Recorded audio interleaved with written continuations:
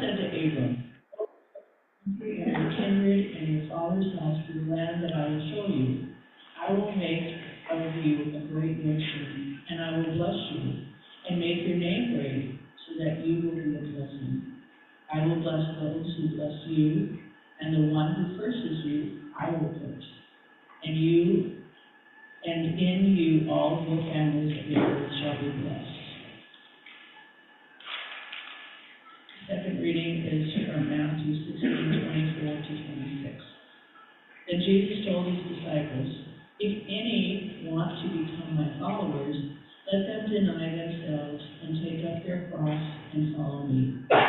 For those who want to save their life will lose it, and those who lose their life for my sake will find it. For what will it profit them if they gain the whole world but forfeit their lives? Or what will they give in return for their lives?" That ends the reading.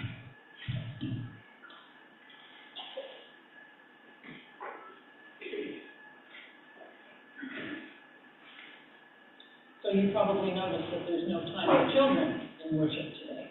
And that's because the sermon is for everybody. Just so you know. We have two brief stories this morning about two different calls of what we're supposed to do. The first was God's call to our ancient ancestor Abram. This was before God changed his name to Abraham. God said to Abram, "I will make of you a great nation," meaning I will make you and yours to prosper and be numerous, which was the best kind of success in early times. But first, Abram had to do what God told him. Go to the land that I will show you. Think about that for a minute. Have you ever gone on a trip? Vacation? Work? Maybe to go visit relatives? I'm thinking that maybe you have. And I'm guessing that when you did travel, you or your parents knew where you were going. Yes? Well, even if you wound up needing to make a change in your plans, you started out knowing where you were headed. But God didn't give Abram a destination, did he? No, not even a basic direction. Just go to the land that I will show you. What would you have said to God? Would you have asked for specifics? Maybe a map? Maybe ask about what kind of weather happened there so you knew better what to bring with you? A compass setting? Okay, something. Yeah, well, Abram did not. He went home, he gathered up his Sarai, his wife, and his whole household, and off they went. Of course, one of the aspects of not knowing exactly where you're going is that you have to keep in touch with God. You have to keep praying. You have to keep asking, is this it, God? Do we belong here? Or here? Or maybe there? You ask, and you have to keep listening for the answer. And you have to pack light, don't you? Because you don't know for how long you're going to be walking along that track. You don't want to be weighed down by anything beyond the absolute necessities. That's Abram's story.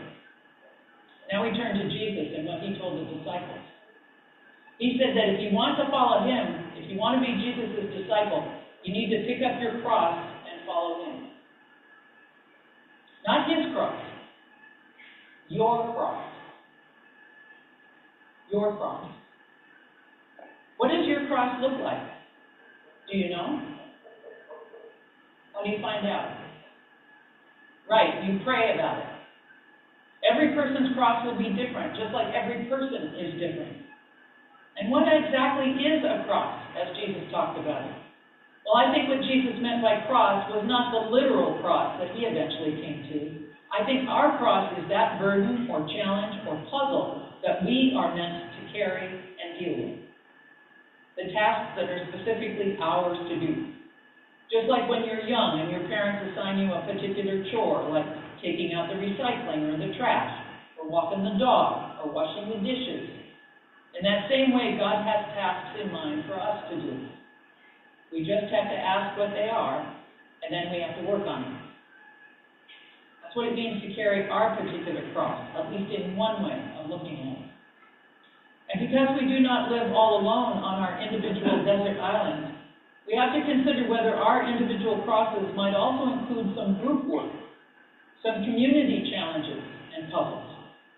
So we pray not only for guidance around the concerns that we each have, or that we each see, we also pray for guidance in dealing with challenges that our community has, that our state has, that our nation has. We can't do everything, but we can each do something. And part of our discernment prayer work is to ask, what out of all the challenges facing our world, our nation, our community, our neighborhood, our family, what out of all those needs addressing by me or by you? Sounds big, doesn't it? Sounds so unmanageable when we think about climate change and pollution, how many people are homeless or hungry or unable to get the medical care they need, how endangered brown and black people are feeling in the face of ice, how medical care is getting so muddied and messed up by people who do not put any trust in science, and it's a big, long list, isn't it? Yeah. But I will remind you, Jesus' words today are telling us to pick up our cross, to pick up what is ours to do. We can all do something. We can drive less, travel less, use less plastic, recycle, reuse. We can share our resources, money, food, knowledge, talent, access, transportation. We can speak up and speak out when we witness injustice or inaccuracies. We can vote, we can protest, we can all do something. But the question remains, what is ours to do? And the best way, the only way to answer that question is to pray and to listen. And then, like Abram, we get ready to find our way forward to a place that God will show us without knowing just what the destination is going to look like. Pray, listen, get ready, and go. That's our assignment. So, are you going to opt in to this journey? What are you going to do?